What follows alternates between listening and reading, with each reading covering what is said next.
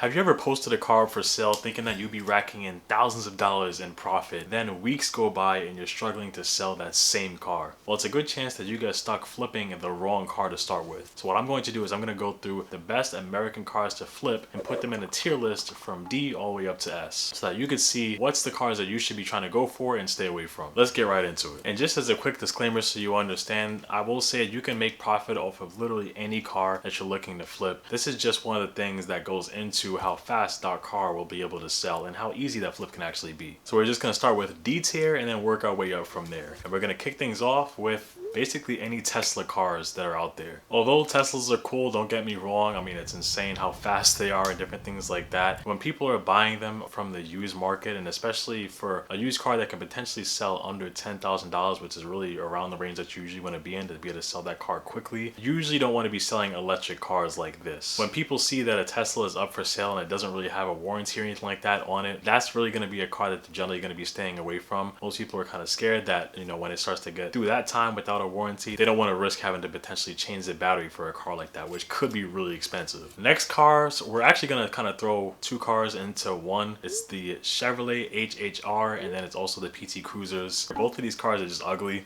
I'm sorry if you own one, but these are just not really good looking cars. Most people wouldn't say that they really look too good, and because of that they just don't have a really good market around them. It's very low interest, so it's probably going to be where if you do post it up for sale, you're going to be struggling to find that one person that actually doesn't mind the look of these cars and they're willing to drive them. Next thing, we're going to jump into C tier and we're going to start that off with the Dodge Dart. And it's actually interesting, I will say, with the Dodge Dart, because I actually think, to be honest, that it's a decent looking car, but just Dodge themselves just haven't had the best time selling these cars. There's not huge interest and a huge market around them, so just for that reason alone it could be a little bit tougher to sell than some of the other cars we're going to be getting into in a moment. So generally speaking, it's not a horrible car to flip, but if you could go for one of the other cars we're going to get into, that would be better for you. Next one right after that is just basically any Pontiac cars. Most of them just don't really have too much of a market around them, which is why they don't have Pontiac still around as well. Pontiac as a brand just didn't really do too well. There wasn't too much of a market around their cars. You're better off just going for other cars outside of these. I will say the one good thing about them is that you can buy them for really cheap. So if you don't have that much money to get into flipping cars, you can find one for like $1,000 or so. But if that's not the case and you have to be spending like a good amount more money to buy one of these, I would generally stay away from it. All right, and now we're gonna go up to B tier cars. This one is gonna start off with the Chrysler 300. These are actually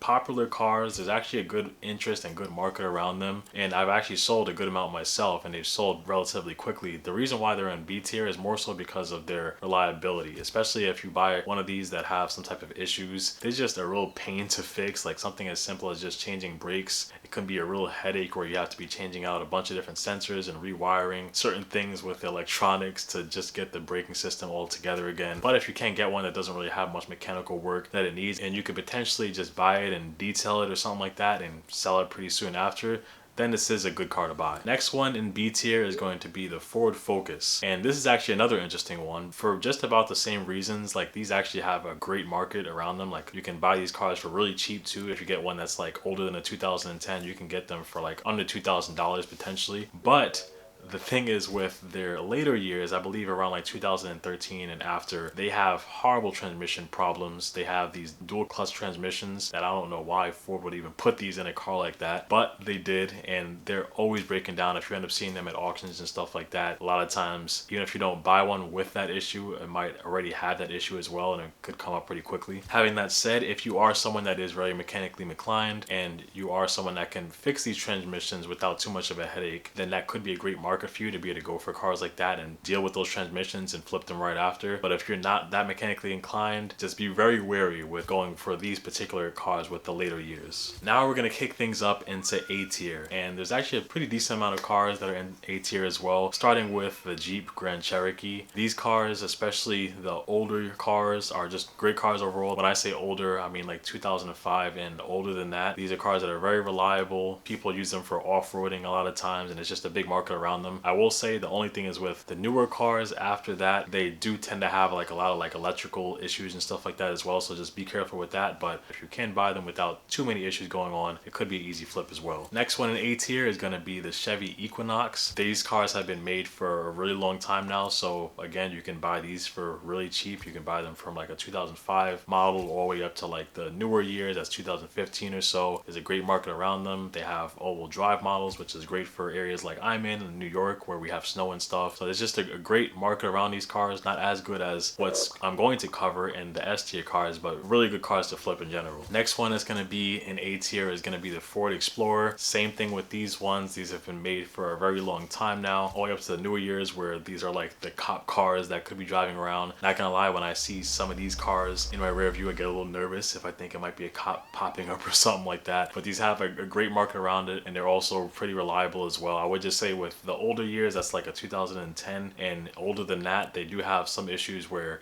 the ignition coils could get stuck in the cylinder head. So just be careful with that if you're getting one that has like a misfire or something like that going on. But overall, these are great cars to flip. Then the last one we're gonna have in A tier is the Chevy Malibu. These are just pretty simple cars. You know, they're cars that are similar to like a Honda Accord or Toyota Camry, not as marketable as those cars, but they're in that type of class. And these are just cars that are basic economy type of car. They're good on gas. There's a good market around them. So in a good amount of different areas and a good amount of different markets, these cars will just do well in. Pretty simple. They're just a good car to recommend. And now before we get into S tier, I will mention also if you are someone that is already flipping cars or trying to get into flipping cars, I did also put together a checklist just going over the main steps that you should be taking to flip a car and make a good $2,000 or more profit off of it without having to fix a bunch of things as well. If you want to get access to that checklist, just go to the link in the description below and you can download it with you and bring it wherever you're going. And now to kick off the S tier lineup, we have none other than the F-150. There's no reason we can't have this car in there. I mean, this is literally like the #1 car that's been selling for years now in America. So of course it's going to be on this tier list as well. There's just a huge market around them, especially in the southern states like Texas and Florida and Georgia, different things like that. These cars are huge out there. Of course, just with these cars though, I will say make sure that you're getting one without much rust damage. If you're in areas like I'm in where you have snow and stuff like that, most of these trucks will be rusted out, so you just have to be careful with that. Most people are going to pass on a truck that has a lot of rust issues, but beyond that, definitely would suggest them. Next one is basically all of the muscle cars. Let's say like the Ford Mustang, the Chevy Camaro, Dodge Charger or Dodge Challenger. All of these cars are just great cars to sell. The cool thing too is that, I mean, if you can get one with the 8-cylinder engines, these are like the best ones to sell, but they're also generally going to be a good amount more money. But you could get 6-cylinder versions for a lot of these cars and they could be a